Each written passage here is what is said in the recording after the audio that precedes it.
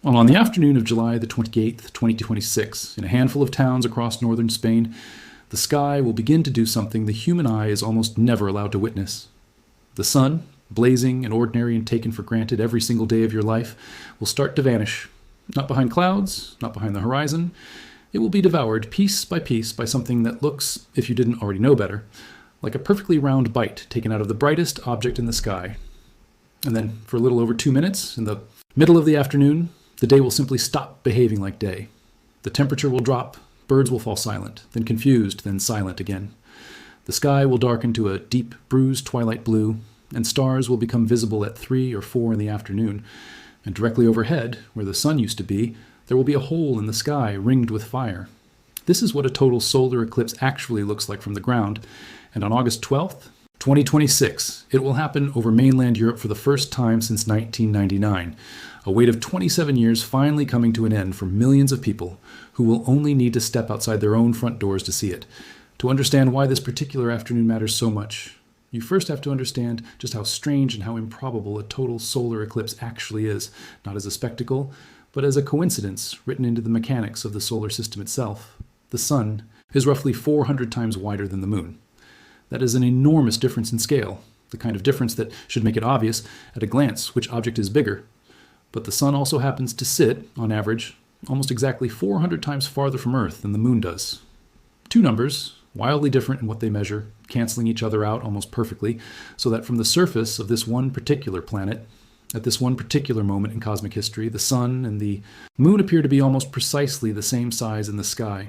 No other planet in the solar system that we know of has a moon that creates this exact illusion with its own star, this precisely. It is not a law of physics. It is a coincidence, a temporary alignment of scale and distance that will not last forever because the moon is slowly drifting away from Earth, centimeters at a time, every single year, and tens of millions of years from now, it will have moved far enough that total solar eclipses like this one will no longer be possible anywhere on Earth at all.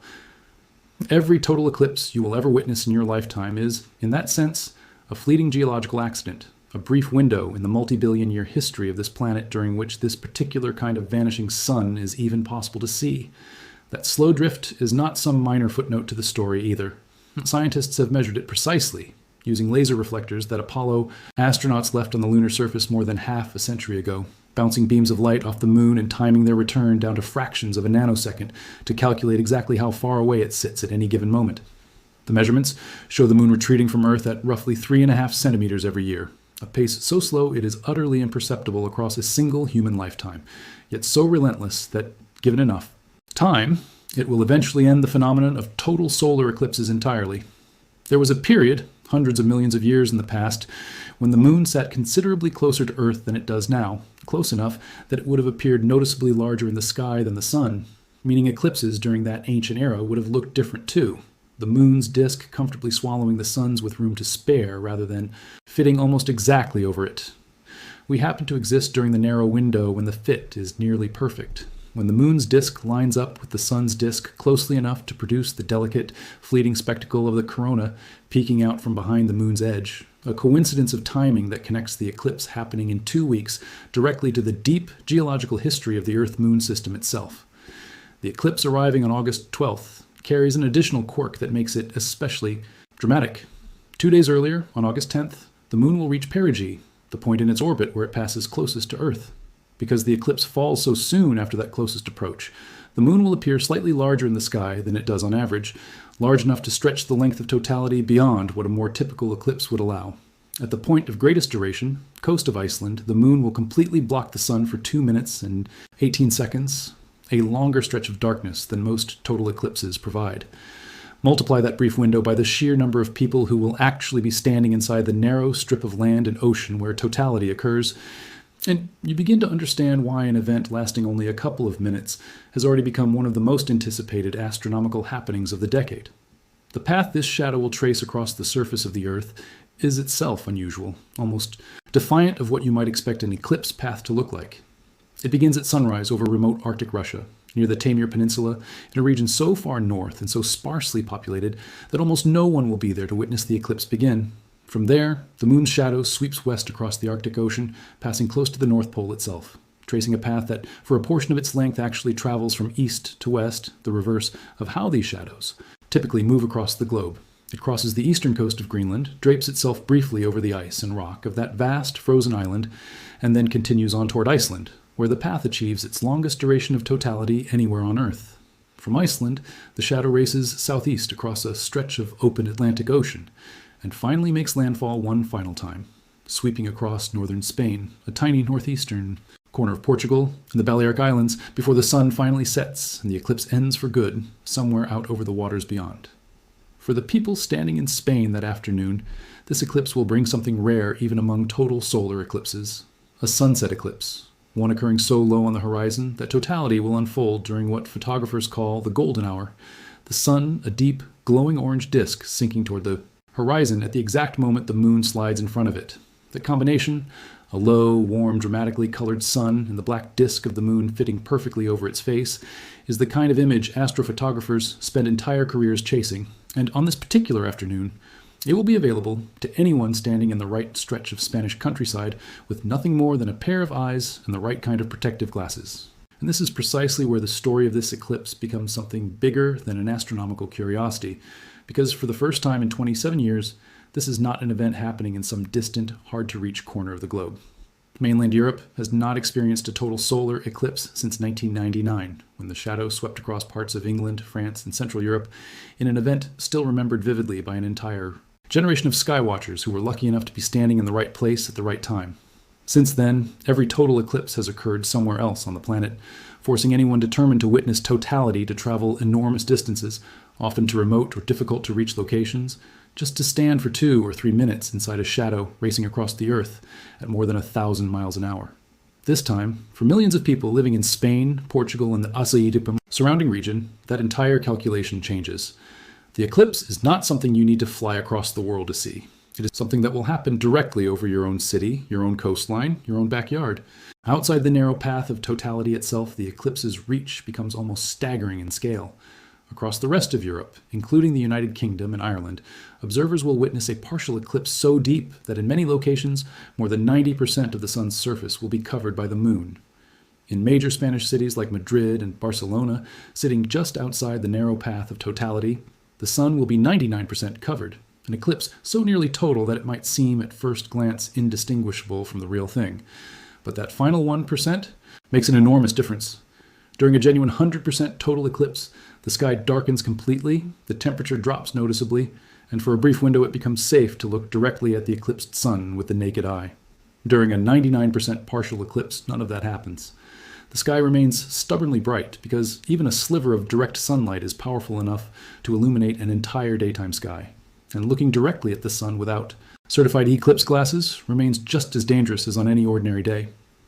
For residents of Madrid and Barcelona hoping for the full, transformative experience of totality, the difference between 99% and 100% is not a rounding error.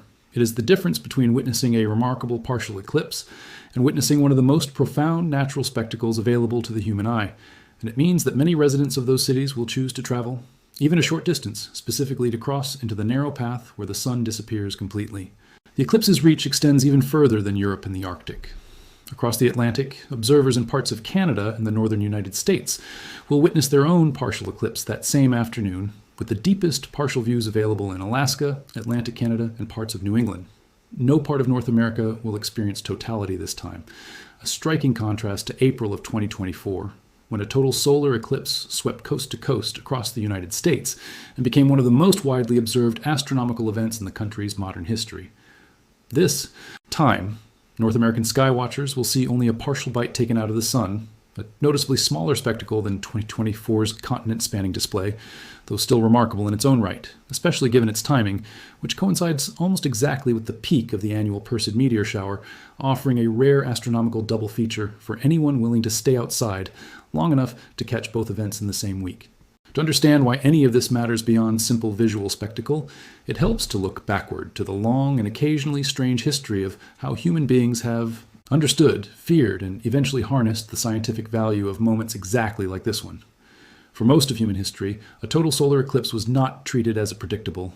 What changed that terror into understanding was mathematics, patient centuries of careful observation revealing that eclipses were not random acts of cosmic anger, but the predictable, mechanical result of three bodies, the sun, the earth, and the moon, occasionally lining up in exactly the right configuration.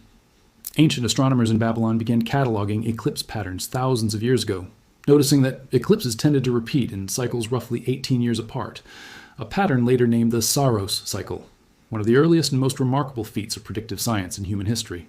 That transformation, from terrifying omen to predictable mechanical event, stands as one of the clearest examples in all of human history of how careful observation and mathematics can take something that once inspired pure existential dread and turn it into something calculable, something we can now forecast not just years, but centuries in advance, down to the exact second and the exact stretch of coastline where the shadow will fall. It is worth pausing on just how remarkable that Babylonian achievement actually was, given the tools available to the people who made it. There were no telescopes, there were no computers, no satellites, no centuries of accumulated astronomical data to draw upon.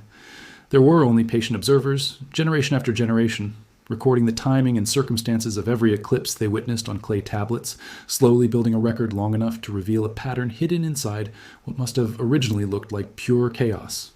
It took a span of time longer than most human lifetimes for that pattern, the roughly 18-year Saros cycle, to become visible at all, a discovery that could only emerge from the combined, careful record-keeping of multiple generations working toward a goal none of them would individually live to see completed. That same fundamental method, patient, systematic observation compounding over time into genuine predictive power, remains the foundation of nearly all of modern science. The particular tool has changed enormously, moving from clay tablets to telescopes to space-based observatories capable of tracking the moon's position with an accuracy measured in millimeters, but the underlying discipline, the willingness to record what you observe honestly and let the pattern reveal itself over time rather than assuming you already understand the answer, has not changed at all. And eclipses did not stop being scientifically useful once we learned to predict them. In fact, the opposite happened. Because a total solar eclipse briefly blocks the otherwise overwhelming light of the sun's surface, it opens a rare window onto phenomena that are normally completely invisible, drowned out by ordinary daylight. The sun's outer atmosphere, a wispy, ethereal halo of superheated plasma called the corona, extends millions of kilometers beyond the sun's visible surface. But it is roughly 1,000,000 times fainter than the sun's disk itself, meaning it is utterly invisible under normal daylight conditions. Only during the brief minutes of totality, when the moon blocks the blinding disk of the sun completely, does that ghostly corona become visible to the naked eye, stretching outward in delicate streamers and loops shaped by the sun's own magnetic field. For centuries, total eclipses were the only opportunity scientists had to study this part of the sun at all. And one of history's most famous scientific confirmations happened during exactly this kind of fleeting window.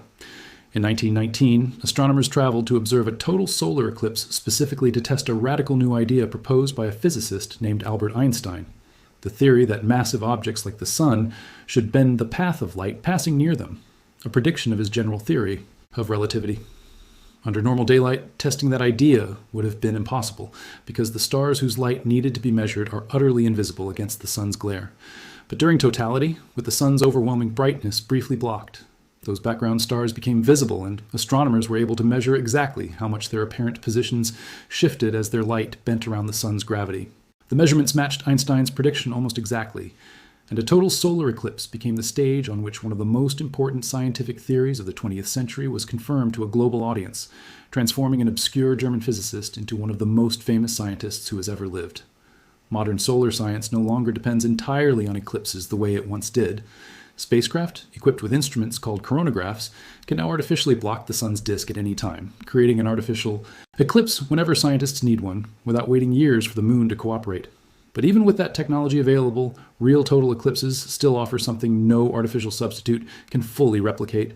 Because the moon, unlike a chronograph, blocks the sun's light with an almost perfectly smooth natural edge, allowing scientists to study the very lowest, faintest layers of the solar atmosphere immediately surrounding the sun's visible surface, regions that remain frustratingly difficult to observe using any artificial method.